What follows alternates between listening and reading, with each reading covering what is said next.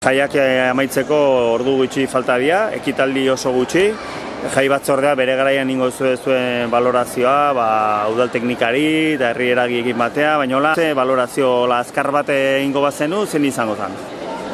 Lehenengo balorazio modun, lehen impresio orokorra da oso pozikioteko arrazoia ditugula.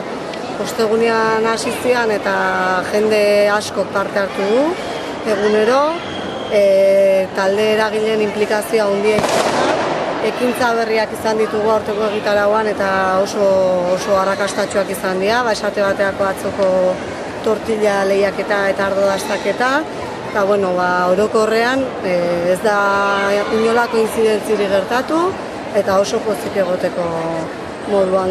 Pena gaur eguraldia pixka bat okertu dela eta aurren parte hartzea tanborradakoa bustita bukatu dutela, baina bestela zumba eta lekuze aldatu ditugu eta ekintza guztiak bermatzeko modun izan geha eta oso ondo, eta uste gu bide honetan jarraitu behar degula, herriko taldeekin eta herritarren parte hartzea dela herriaren jaiak egiteko bidea eta gure aldetik horretan lanean jarraituko dugu.